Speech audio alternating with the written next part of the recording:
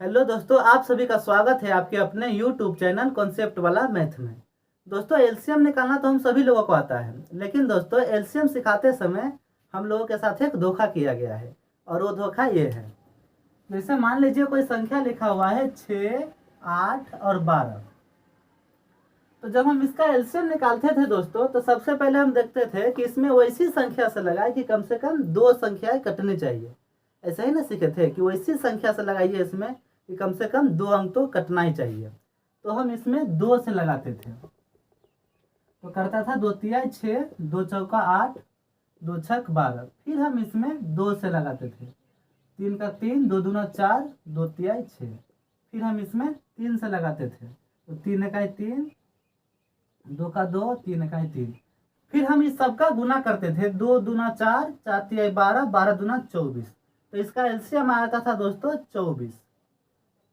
तो दोस्तों हम ये सीख तो लेते हैं कि वैसी संख्या से लगाओ कि कम से कम दो संख्याएं कटनी चाहिए।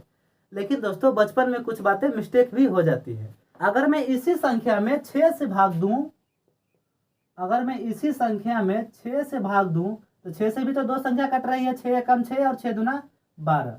तो 6 एकम 6, 8 का 8 हो जाएगा यहाँ पे, और 6 दूना 12। फिर हम इसमें दो से भाग देंगे, तो 1 का 1, 2 चौका 8 और 2 एका 2।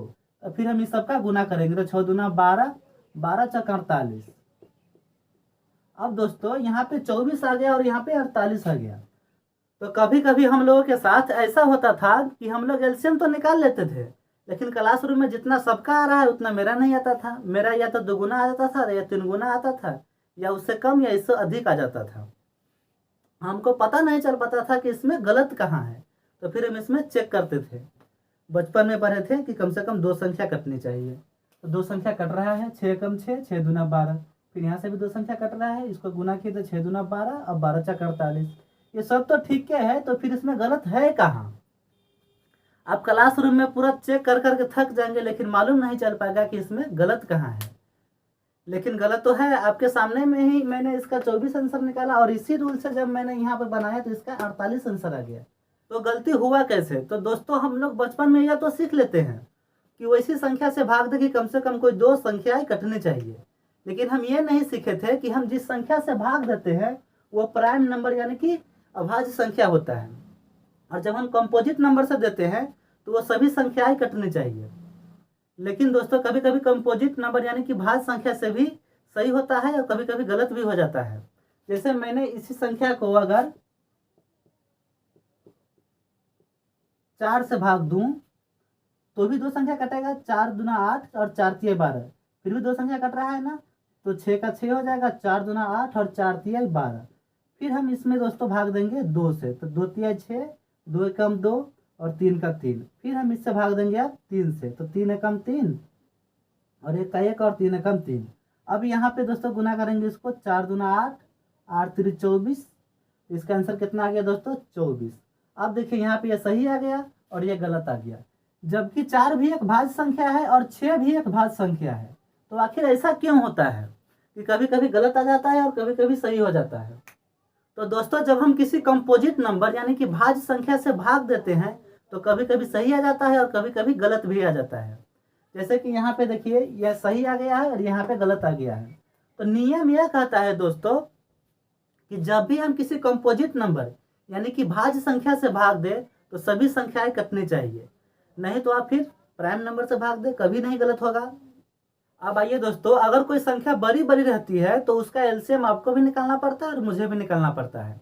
लेकिन अगर संख्या छोटी छोटी रहे तो उसका आंसर हमें देखते ही आना चाहिए। जैसे कोई संख्या है 8, 6 और 12। अब हमें इसका एलसीएम निकालना है, तो एलसीएम में सबसे पहले हम सबसे बड़ी संख्या को पकड़ेंगे, क्योंकि हमें एलसीएम निकालना है और एलसीएम में बड़ा मान आता है और एचसीएफ में छोटा मान आता है। तो हमें यहाँ पे एलसीएम निकालना है, तो सबसे बड़ी संख्या को पकड़ेंगे। अब हम देखेंगे कि क्या इस बड़ी संख्या को ये दोनों संख्याएं काट रही है। 6 से कट रहा है, 6 दूना 12, लेकिन 8 से नहीं कट रहा है। तो हम 12 का पहाड़ा पढ़ेंगे, 12 एकम 12, 12 दूना 24। तो इसका एलसीएम हो जाएगा दोस्तों 24। अब अगर कहीं पे लिखा हुआ है 3, 6, 9, 12, तो इसका एलसीएम क्या होगा? तो एलसीएम में हम किसको पकड़ते हैं? सबसे पहले बड़ी संख्या को पकड़ते हैं। तो बड़ी संख्या कौन सी है? 12। अब देखेंगे कि क्या इस 12 को ये सभी संख्याएं काट रही है। 3 से 12 कट रहा है, ठीक है। 6 से 12 कट रहा है तो ठीक है, लेकिन 9 से 12 नहीं कट रहा है। तो हम 12 का पहाड़ा पढ़ेंगे। 12 दूना 24, 24 भी 9 से नहीं कटेगा। 12 तिहाई 36, हाँ 36 कट रहा है 9 से, तो यही इसका आंसर हो जाएगा 36।